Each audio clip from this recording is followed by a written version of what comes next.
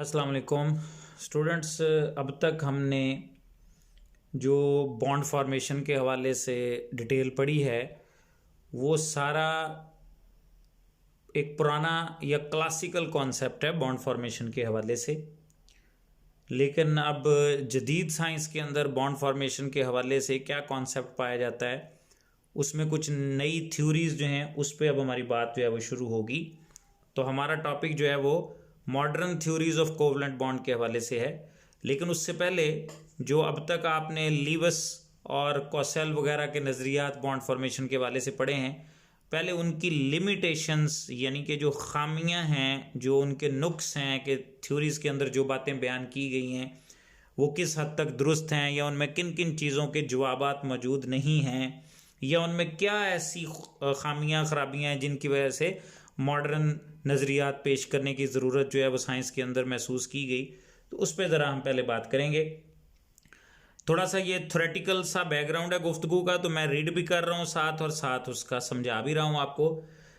Theory का जो यानी बैकग्राउंड है पुरानी थ्योरीज का, उसमें जो खामियां जो हैं उन पे बात कर रहा है वो। तो वो कह रहा है कि classical Lewis model does explain that how atoms are bonded to one another,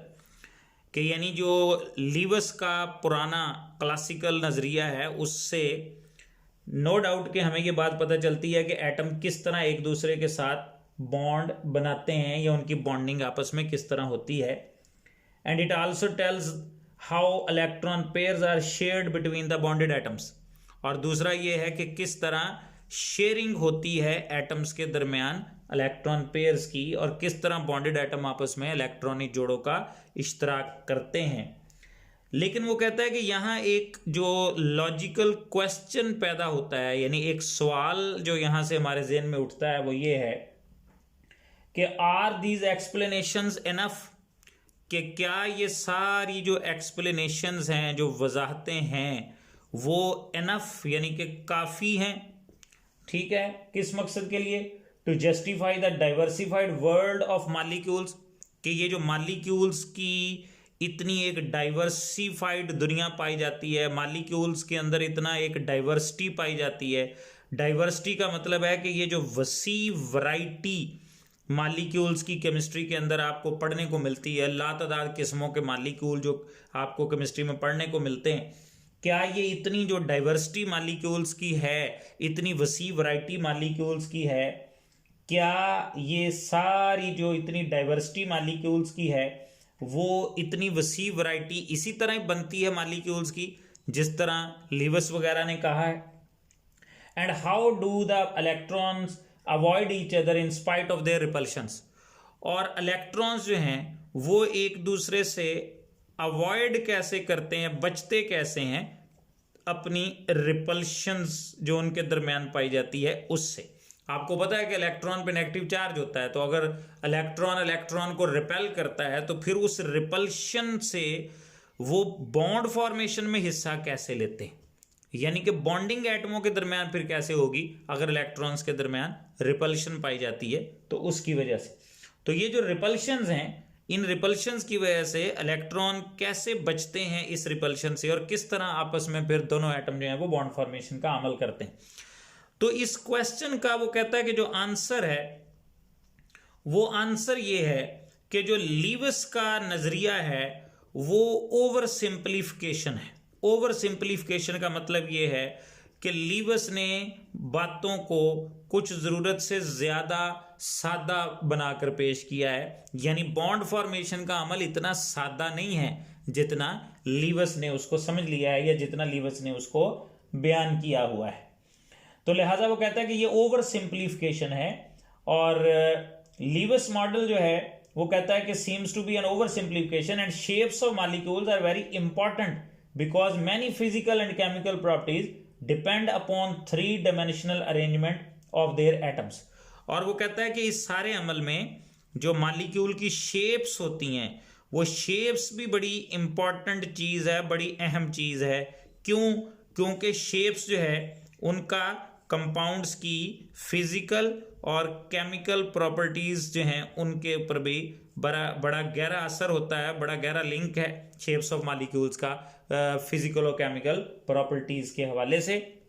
तो इसलिए लीवस का जो बयान किया हुआ कॉन्सेप्ट है वो ओवर सिंप्लीफिकेशन है, उसने ज़रूरत से ज़्यादा चीज़ों को सादा अंदाज में पेश किया है। चीज़ें इतनी सादा नहीं है बॉन्ड फॉर्मेशन के अंदर, और मालिक्यूल की शेप्स भी बड़ी इस लिहाज से इंपॉर्टेंट है क्योंकि बहुत सारी फिजिकल और केमिकल प्रॉपर्टीज का इनके साथ बड़ा गहरा ताल्लुक जो है वो पाया जाता है।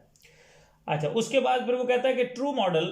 And physical chemical property depending upon their 3 dimensional arrangement of their atoms. और वो कहता है कि जो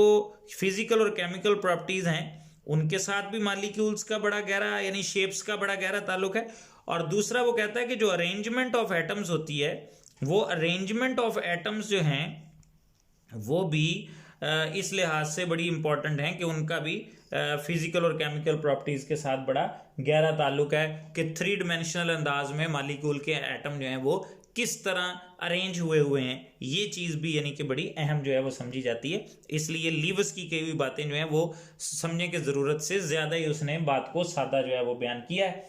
अ true model should be able to justify molecular shapes and geometries of molecule. अब कोई भी बंदा जो बॉन्ड फॉर्मेशन के हवाले से अपना नज़रिया पेश करता है या वो अपना कोई कॉन्सेप्ट केमिस्ट्री के अंदर मुतारफ़ करवाता है, तो वो जो भी एक सही मानों में ट्रू मॉडल केमिस्ट्री के अंदर पेश किया जाएगा उसको कुछ चीज़ें उस मॉडल को पढ़ के हमें समझ आनी चाहिए या उस मॉडल के अंदर इन चीज़ों की वजाहत हमें मिलनी चाहिए। मसलन कौन कौन सी चीज़ें, वो कहता है एक तो मॉलिक्यूल की शेप्स और ज्योमेट्रीज जो हैं उनके बारे में भी उस पेश किए गए मॉडल के अंदर मालूमात जो है वो हमें हासिल होनी चाहिए। दूसरा, हमें बॉन्ड की पोलैरिटीज़ के बारे में भी उस मॉडल के अंदर मालूमात मिलनी चाहिए कि बॉन्ड फॉर्मेशन के हवाले से जो भी नज़रिया जो भी मॉडल केमिस्ट्री के अंदर मुतारफ़ करवाया जाए उसमें बॉन्ड पोलैरिटीज़ के बारे में भी हमें समझ आनी चाहिए कि आया कि जो बॉन्ड बनेंगे वो पोलर होंगे या नॉन पोलर होंगे, या अगर पोलर होंगे तो किस हद तक होंगे। इसी तरह बॉन्ड डिस्टेंस या जिसको बॉन्ड लेंथ कहते हैं वो बॉन्ड लेंथ वगैरह के बारे में भी इंफॉर्मेशन हमें उसको पढ़ के जो है वो मिलनी चाहिए। हमें अंदाज़ा होना चाहिए कि बॉन्ड लेंथ वगैरह कितनी होगी जब एटम आपस में बॉन्ड बनाएंगे। और इसी तरह जो मुख्तलिफ एनर्जी ट्रांजिशंस या जिनको एनर्जी चेंजेस हम कहते हैं वो एनर्जी चेंजेस के बारे में भी हमें मालूमात हासिल होनी चाहिए कि जब बॉन्ड बनेगा तो आया कि एनर्जी रिलीज होनी है तो कितनी होनी है, ठीक है। और बॉन्ड फॉर्मेशन का अमल जो है उसमें एनर्जी रिलीज होते वक्त कितना स्टेबल बॉन्ड बनेगा। तो ये एनर्जी ट्रांजिशंस जो हैं जो कि हमें स्पेक्ट्रोस्कोपिक टेक्निक्स से मतलब साबित भी हो चुकी हैं केमिस्ट्री के अंदर, और स्पेक्ट्रोस्कोपी जो है वो इस चीज़ की वजाहत भी करती है कि किस तरह एनर्जी चेंजेस जो हैं वो बॉन्ड फॉर्मेशन के अमल रूनमा होती हैं। तो लिहाजा स्पेक्ट्रोस्कोपी से ये जो चीज़ें हमें साबित हो चुकी हैं कि जनाब एनर्जी चेंजेस रूनमा होती हैं जब बॉन्ड बनने का अमल हो रहा होता है। तो ये जो भी मॉडल कोई बंदा बॉन्ड फॉर्मेशन के हवाले से पेश करेगा उस मॉडल के अंदर इन सारी चीज़ों के बारे में इंफॉर्मेशन मौजूद होनी चाहिए कि बॉन्ड लेंथ क्या होगी, बॉन्ड पोलैरिटी कितनी होगी, मॉलिक्यूल की शेप या ज्योमेट्री किस तरह की डेवलप होगी, एनर्जी चेंजेस क्या रूनमा होंगी, जो कि स्पेक्ट्रोस्कोपी से भी अब साबित हो चुकी हैं कि एनर्जी चेंजेस होती हैं बॉन्ड फॉर्मेशन के अमल के अंदर। तो जो भी नया मॉडल केमिस्ट्री के अंदर पेश किया जाएगा उसके अंदर इन सारी बातों के जवाबात मौजूद होने चाहिए। And this model should also make clear the unique behavioral features of molecules during chemical reaction। और ये जो भी मॉडल इस तरह पेश किया जाएगा केमिस्ट्री के अंदर उस मॉडल के अंदर हमें ये भी क्लियर होना चाहिए या ये चीज़ भी हमें साबित होनी चाहिए कि मॉलिक्यूल्स जो हैं उनका बिहेवियर, उनका रवैया किस तरह का होगा जब वो किसी केमिकल रिएक्शन के अंदर हिस्सा लेंगे। तो किसी केमिकल रिएक्शन के अंदर हिस्सा लेने के दौरान मॉलिक्यूल्स का बिहेवियरल फीचर क्या होगा, मॉलिक्यूल का रवैया क्या होगा रिएक्शन करते वक्त, तो मॉडल जो है वो हमें ये सारी मालूमात भी उससे हासिल होनी चाहिए। तो इस सारी तमहीद के बाद फिर वो कहता है कि मॉडर्न थ्योरीज जो हैं अब ये पेश की गई हैं बॉन्ड फॉर्मेशन के हवाले से,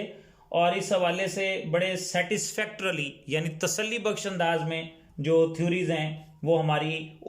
अब तक की ये जो आपको जितनी भी मैंने बैकग्राउंड में रिक्वायरमेंट्स बताई हैं कि जो मॉडल पेश किया जाए उसके अंदर ये चीज़ जो है उसके बारे में मालूमात होनी चाहिए। तो ये सारी रिक्वायरमेंट्स जो हैं ये अब मॉडर्न जो थ्योरीज चल रही हैं केमिस्ट्री के अंदर वो मॉडर्न थ्योरीज इन रिक्वायरमेंट्स को पूरा करती हैं बॉन्ड फॉर्मेशन के हवाले से। और ये जितनी भी थ्योरीज पेश की गई हैं ये वेव मैकेनिकल मॉडल की बेस पे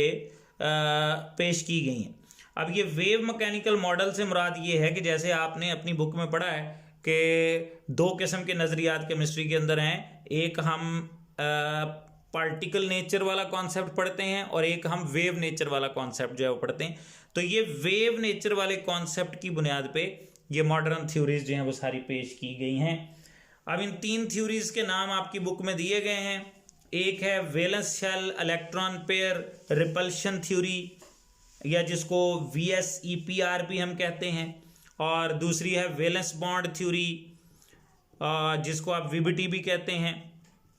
और तीसरे नंबर पे है मॉलिक्यूलर ऑर्बिटल थ्योरी जिसको MOT भी हम कहते हैं। तो ये 3 थ्योरीज जो हैं वो पेश की गई हैं। इन 3 के अलावा भी कुछ थ्योरीज जो हैं वो केमिस्ट्री के अंदर हैं, मसलन जैसे क्रिस्टल फील्ड थ्योरी जिसको CFT कहते हैं और लिगेंड फील्ड थ्योरी जिसको LFT कहते हैं। ये थ्योरीज भी केमिस्ट्री के अंदर जो है वो पेश की गई हैं, लेकिन ये एक्सप्लेन करती हैं formation of coordination complex compounds formed by transition metals. ये जो 2 थ्योरीज हैं ये कोऑर्डिनेशन कंपाउंड्स जो बनते हैं जिनको हम कम्प्लेक्स कंपाउंड्स भी कहते हैं, तो ये कोऑर्डिनेशन कंपाउंड्स या कम्प्लेक्स कंपाउंड्स यानी पेचीदा किस्म के जो कंपाउंड्स होते हैं ये उनके अंदर बॉन्ड फॉर्मेशन के अमल को एक्सप्लेन करती हैं, जो कि ट्रांजिशन एलिमेंट्स जो बनाते हैं पेचीदा कंपाउंड्स। तो ये ट्रांजिशन एलिमेंट्स जो हमें बना के देते हैं कोऑर्डिनेशन कंपाउंड्स या कम्प्लेक्स कंपाउंड, तो ये ट्रांजिशन एलिमेंट्स के बनाए हुए पेचीदा किस्म के कंपाउंड्स के अंदर बॉन्ड फॉर्मेशन का अमल किस तरह होता है उसको एक्सप्लेन करने के लिए ये CFT और LFT टाइप थ्योरीज जो हैं वो केमिस्ट्री के अंदर अब तक पेश की गई हैं।